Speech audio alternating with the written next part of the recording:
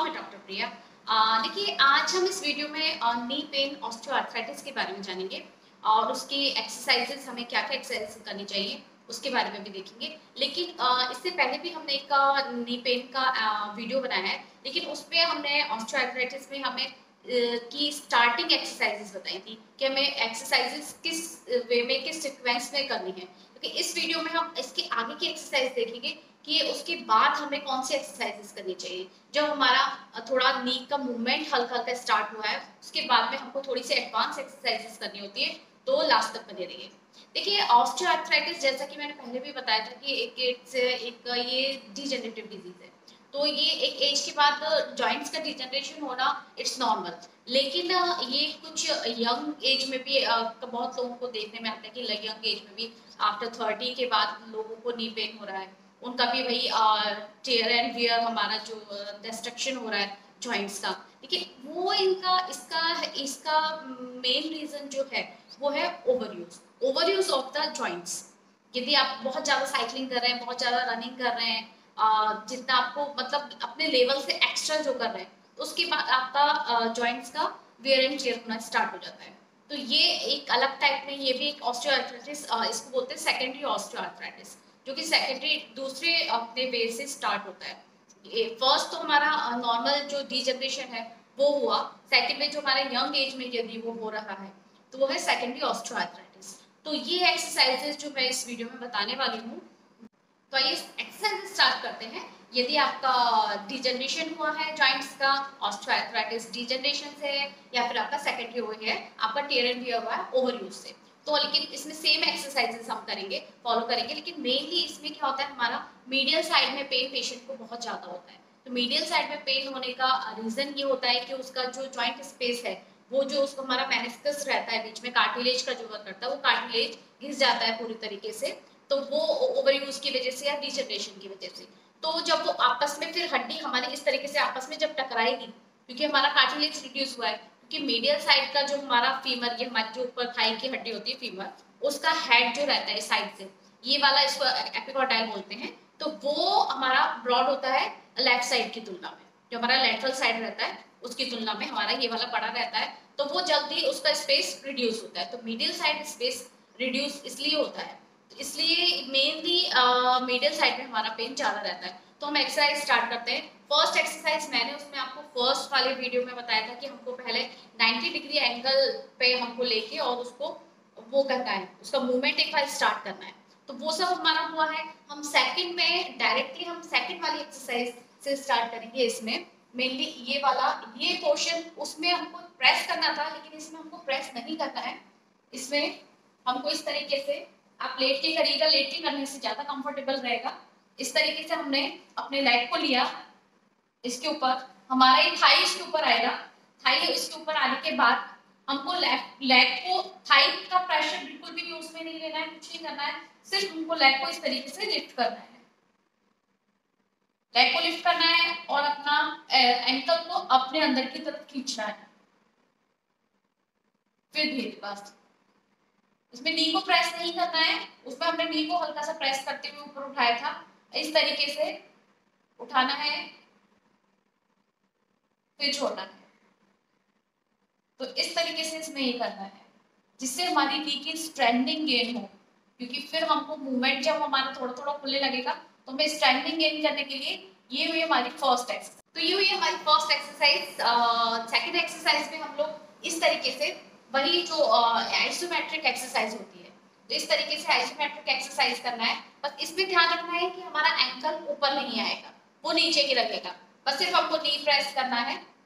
लोग करते हैं कि इसमें एंकल को भी ऊपर उठा लेते हैं। एंकल को ऊपर उठाने वाला हमने फर्स्ट एक्सरसाइज में किया था। इसमें सिर्फ हमको नी प्रेस करना है, होल्ड करना है, देन रिलैक्स, प्रेस करना है, होल्ड करना है, देन रिलैक्स। इसमें 20 to 25 रिपीटेशन दिन में 2 से 3 बार आप कर सकते हैं, कभी भी बैठे बैठे कभी भी कर सकते हैं। और ये जो हमने फर्स्ट एक्सरसाइज की थी उसको हम बैठ के भी कर सकते हैं, कहीं भी चेयर पर बैठकर इस तरीके से। इसमें हमें ये हमारी क्वाड्रिसेप्स मसल, जो थाई की मसल होती है, उसकी स्ट्रेंथनिंग के लिए होती है। क्योंकि मेनली होता क्या है कि हमारी थाई की मसल वीक हो जाती है और बैक ऑफ थाई हमारी टाइट हो जाती है, तो उसकी भी हम एक्सरसाइज स्ट्रेचिंग अभी देखेंगे। लेकिन ये फर्स्ट एक्सरसाइज हमारी होती है हमारी क्वाड्रिसेप्स को स्ट्रेंथनिंग करने के लिए, इस तरीके से।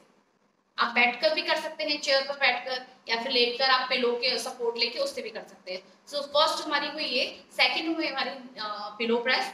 थर्ड एक्सरसाइज पर हम आते हैं, जैसे कि पेशेंट का रहता है जो इस तरीके से वो चलते हैं, पैडलिंग गेट जो हो जाता है, इस तरीके से हल्का इस तरीके से चलते हैं पेशेंट्स, क्योंकि हमारा मीडियल स्पेस रिड्यूस हुआ है, तो वो इस तरीके से मसल्स की वीकनेस हो गई है, टाइट, और बैक ऑफ थाई की टाइट हो जाती है मसल्स हमारे, मेनली इसमें हिप अबडक्टास जो होती है, जो हमारा साइड में लेके जाने का काम करती है, वो मसल्स वीक हो जाती है। तो इस तरीके से पेशेंट इस तरीके से चलता है, ये वाला मूवमेंट आने लगता है।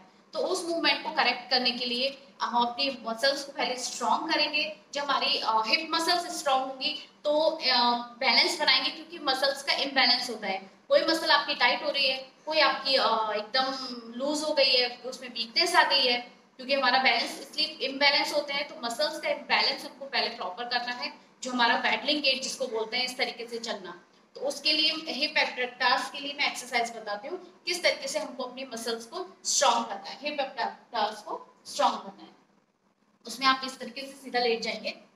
सीधा लेटने के बाद आप अपने लेग को इस तरफ, आपका नी बिल्कुल सीलिंग की तरफ फेस करेगा, इस तरीके स्ट्रेट रहेगा, आपको साइड में इस तरीके से नी को, अपने लेग को बेंड नहीं करना है, स्ट्रेट ले जाके, स्ट्रेट रख के ही इस तरीके से साइड में लेंगे, फिर इस तरीके से, इसमें होल्ड नहीं करना है, सिर्फ ऐसे लेके जाना है, फिर इस तरीके से लेके जाना है, फिर इस तरीके से, ये वाला repeated movement 10 to 15 minutes, 10 to 15 times, इस तरीके से। ये हुआ हमारा हिप अबडक्टर्स के लिए, उसकी स्ट्रेंथनिंग के लिए। तो ये क्योंकि ये मसल्स इतना वीक हो जाती है तो वो अपना बैलेंस प्रॉपर नहीं बना पाती है, तो ये जब एक्सरसाइज करेंगे तो उनका जो ये वाला मूवमेंट है वो धीरे धीरे कंट्रोल होना शुरू हो जाएगा। तो ये हुआ, क्योंकि टीकेआर पर ज्यादा नी डायरेक्ट नी रिप्लेसमेंट से बचने के लिए हम ये एक्सरसाइजेस पहले से ही बहुत ज़्यादा डैमेज होने से, हमारा ग्रेड 3 ग्रेड 4 तक जाने से पहले पहले यदि ये सब एक्सरसाइज स्टार्ट कर देंगे तो ठीक है, आज से हम लोग बच सकते हैं, जो नी रिप्लेसमेंट रहता है उससे हम बच सकते हैं। तो ये हुआ हमारा थर्ड एक्सरसाइज। फोर्थ एक्सरसाइज मैं आपको बताती हूँ। फोर्थ एक्सरसाइज हमारी वीएमओ मसल्स की रहती है, यही हमारा मीडियल साइड की क्वाड्रिसेप्स जो होती है, मीडियल थाई की, मिडल थाई की, द लेटर हमारा मिडल थाई जो है उसके लिए एक्सरसाइज है, वो बताती हूँ मैं किस तरीके से करनी है, वो भी हम लेट के ही करेंगे। ये वीएमओ की स्ट्रेंथनिंग है, मेनली इसमें स्ट्रेंथनिंग ही करते हैं हम सारा। वो इस तरीके से हम इसको लेग को इस तरफ लेके जाएंगे, पहले हम इसमें हमको जब हम ये वाली अबडक्टर्स की कर रहे थे तो हमने इसको स्ट्रेट रखा था, इस तरीके से सीधा सीलिंग की तरफ नी को घुमाने, इसमें हम लेग को थोड़ा सा टिल्ट कर लेंगे इस तरीके से। ये हमारा लेग हल्का सा इस तरफ, आप एक लेग को बेंड करके रख सकते हैं जिससे आपका प्रेशर पूरा बैक पर ना है, इसलिए एक नी को बेंड रखना है और इसको इस तरीके से हल्का सा टिल्ट करके, और फिर आपको इस तरीके से स्ट्रेट ऊपर की तरफ उठाना है, आपका पूरा प्रेशर ये मसल्स पे आएगा, और आपको नी को इस तरीके से बेंड नहीं करना है, बिल्कुल स्ट्रेट लेके जाना है, सिर्फ ये 30 डिग्री आपको रेज करना है, फिर डाउन।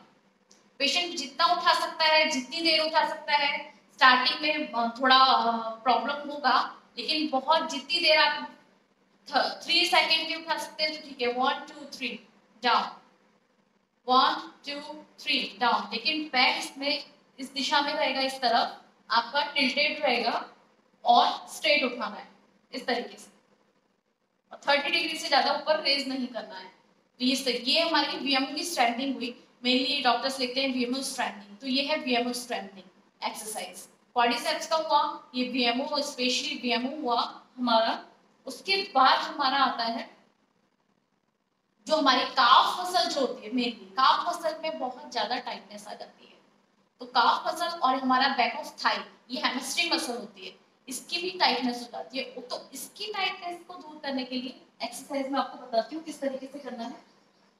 देखिए, आपने एक दोनों नी को आप बाइंड कर लीजिए, एक नी को आपने इस तरीके से पकड़ा, यहाँ से 90 डिग्री हमने हिप को फोल्ड किया, इस तरीके से इसको यहाँ से ग्रिप कर लिया। इसको ग्रिप करने के बाद आप जितना भी लेग रेज कर सकते हैं, पेशेंट जितना भी लेग रेज कर सकता है उतना लेग रेज करे, और उसके बाद पंजे को अपनी तरफ खींचना है। इतना कर सकता है तो ठीक है, इससे ज्यादा यदि पेशेंट कर सकता है तो उससे ज्यादा कर लीजिए। इस तरीके से आपके इसमें पूरा ये भी स्ट्रेच होगा, ये भी स्ट्रेच होगा। इस तरीके से स्ट्रेच करके होल्ड करना है, फिर नीचे। इसको पूरा इस तरीके से वापस नहीं लेना है, यहीं पे होल्ड करके इसको इस तरह रिलैक्स कर देना है, फिर से स्ट्रेच करना है और पंजे को अपनी तरफ खींचना है। ये एक्सरसाइज। तो ये एक्सरसाइजेस हुई है हमारी, इसलिए हमारी हैमस्ट्रिंग और काफ मसल की स्ट्रेचिंग है। तो फर्स्ट हुआ हमारा इस तरीके से रेज करना है हमको, हम बैठ के भी कर सकते हैं और लेट कर भी कर सकते हैं। सेकंड हमारा पिलो प्रेस हुआ।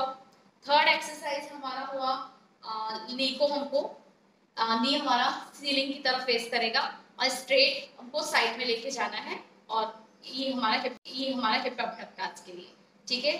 फोर्थ हमारा हुआ इस तरीके से हमको लेटरल साइड में टिल्ट करके और फिर स्ट्रेट लेग रेज करना है, ठीक है।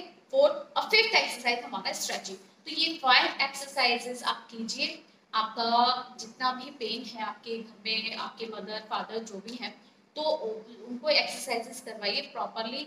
यदि समझ में नहीं आया तो आप वीडियो कंसल्टेशन या फोन कंसल्टेशन के लिए कॉल कर सकते हैं, आप मैसेज डाल सकते हैं। और वीडियो अच्छा लगा हो तो ज़्यादा से ज़्यादा शेयर कीजिए and subscribe my channel, like the videos. Thank you.